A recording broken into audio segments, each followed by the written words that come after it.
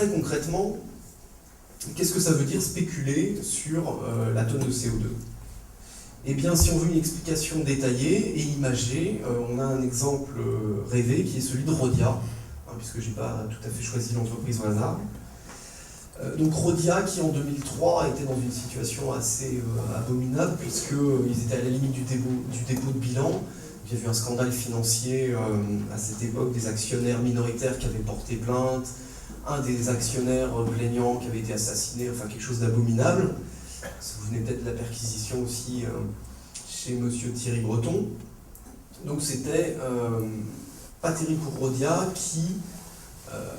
avait son action qui était autour de 1 euro et vraiment à la limite du dépôt de bilan. Et Rhodia, en voyant arriver ce marché des droits à polluer, décide de miser sur le carbone. Et ils se souviennent qu'ils ont au Brésil et en Corée 2 usines, donc des usines tout à fait, enfin comme on peut imaginer, des usines Rhodia dans ces pays-là, c'est-à-dire qui rejetaient énormément de gaz à effet de serre, et qu'ils pouvaient, grâce au mécanisme du protocole de Kyoto, peut-être sauver la firme. Et donc ils sont lancés dans la rénovation de ces usines. Ils ont investi 14 millions d'euros dans l'opération,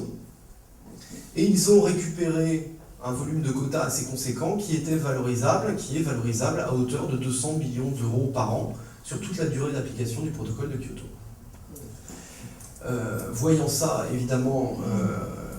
le cours de l'action a remonté en flèche et Rhodia a été sauvé grâce à son opération de spéculation sur le marché du CO2. Alors donc là, vous devinez encore une courbe où on voit le cours de l'action Rhodia en novembre 2005 qui est vraiment au creux de la vague, en dessous de 1 euro, et l'annonce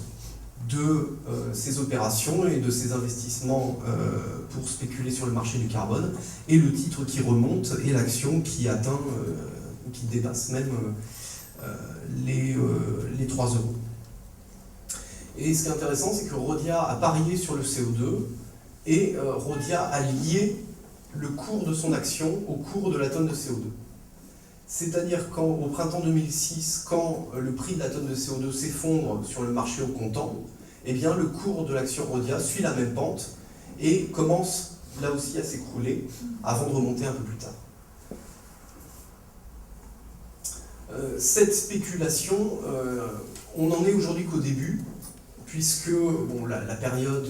à blanc, la période 2005-2007, était une période pour rien et puis n'a pas forcément bien fonctionné. Mais évidemment, les entreprises spéculent à la hausse et pensent que la contrainte environnementale va se resserrer quand même un minimum et donc commencent à investir à la fois sur le marché du CO2, mais également sur les technologies qui peuvent présenter un intérêt dans le cadre de ce marché. Et depuis quelques années, on assiste à un phénomène qui est passionnant, c'est que toutes les plus grosses multinationales dont l'activité n'est pas trop éloignée de ce domaine commencent à investir dans les énergies renouvelables et à grignoter tout ce qu'elles peuvent grignoter, à absorber toutes les firmes qu'elles peuvent absorber pour détenir ce marché des énergies renouvelables et ce marché qui n'émet pas de CO2 et qui donc va permettre eh bien de faire des économies qui seront valorisées sur les marchés. Et donc c'est ainsi qu'une entreprise pionnière du développement durable comme Areva, qui est le numéro 1 mondial de l'atome, et qui vous fait des pubs sensationnelles sur le développement durable et le nucléaire pour le développement durable, eh bien Areva est en train d'essayer de racheter tout ce qu'elle peut comme fabricant d'éoliennes. Donc elle a bataillé pendant des mois et des mois avec un Indien pour racheter le premier fabricant allemand d'éoliennes, qu'elle n'a pas eu malheureusement pour elle, mais elle s'est consolée en absorbant un autre. Et on a une espèce de boulimie comme ça pour les énergies renouvelables qui sont en train d'être bouffées par les grands groupes. Et sur le marché de l'éolien, qui est le premier concerné puisque c'est le marché le plus intéressant à court terme, eh bien, les derniers acteurs qu'on ait vu apparaître, c'est des firmes comme Veolia et comme Suez, qui avaient déjà un passif intéressant en matière de gestion de l'eau, gestion des déchets, etc. Et pour comme EDF n'est pas non plus innocent dans l'histoire, EDF a créé une filiale spécialisée dans les énergies renouvelables, et dès que la cotation a démarré, ça a été la folie, et la fin de la première journée, la société était valorisée 6 fois son chiffre d'affaires. Et donc les analystes financiers commencent à parler d'une véritable bulle spéculative sur les technologies propres, qui compare même à la bulle Internet. Bon, alors après, je ne sais pas si on peut aller jusque-là, mais certains analystes commencent à le dire. Donc on a créé toute cette mécanique, qui n'est encore une fois qu'au début, et dont on commence à percevoir les conséquences, mais qui s'annonce véritablement sensationnelle, pour une raison simple, pour éviter la contrainte réglementaire et pour permettre aux entreprises d'avoir le système qui leur convienne le mieux et avec lequel elles pourront continuer à faire du profit, voire même à augmenter leur taux de profit. Alors, évidemment, face à ce constat-là, les déclarations de la communauté internationale qui, à chaque sommet, nous disent « vous inquiétez pas, on s'occupe de tout », la question du changement climatique, c'est l'enjeu du siècle, et on va trouver des solutions. Évidemment, ça prend du plomb dans l'aile,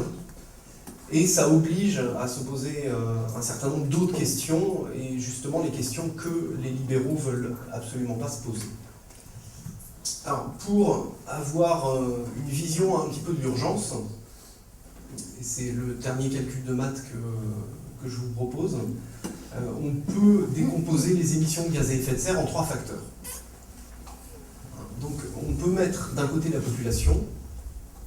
ensuite la richesse par habitant, donc le PIB ramené à la population,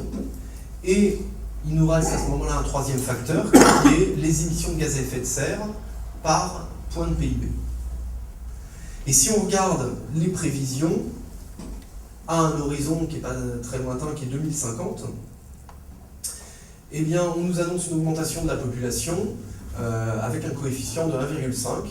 Donc on passerait de 6 milliards à 9 milliards. Au rythme où va la croissance mondiale aujourd'hui, le PIB par habitant serait multiplié par 4 en 2050.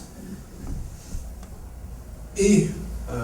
les scientifiques nous disent qu'il faut diviser les émissions de gaz à effet de serre par 2 si on veut éviter la catastrophe environnementale.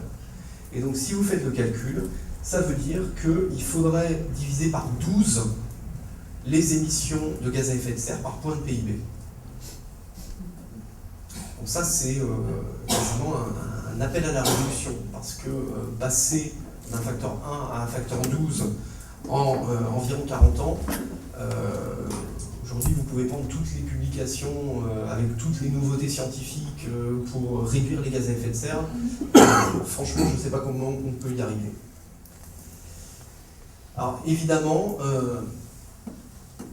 passer à un autre mode de raisonnement, passer à ce que j'ai mis, ce que j'ai appelé dans le diaporama le post-néolibéralisme, ça suppose de se poser un certain nombre de questions et d'aller vers des solutions qui n'ont rien à voir avec ce que nous proposent aujourd'hui les libéraux. Et l'objectif d'un système alternatif, pour moi, il serait triple. Ce serait effectivement d'avoir une vraie efficacité environnementale et pas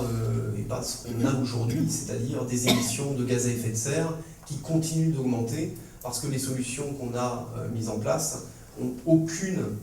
efficacité et n'incitent absolument pas les entreprises et les obligent encore moins à réduire leur pollution, mais un système qui soit également juste d'un point de vue social. Parce que l'aboutissement du marché des droits à polluer, ça, il faut quand même que je vous le dise, c'est quelque chose qui est aujourd'hui sur le papier, mais qui est en cours d'élaboration, qui est le système des droits à polluer individuels. Et le système des droits à polluer individuels, c'est la transposition du marché du carbone appliquée à l'individu. C'est-à-dire que, et les Anglais sont en train de faire un projet de loi, de préparer un projet de loi pour le mettre en œuvre, donc c'est quelque chose qu'on risque de voir arriver assez rapidement. L'idée serait d'appliquer le même principe et de donner à chaque individu un volume de gaz à effet de serre qu'il aurait le droit d'émettre chaque année.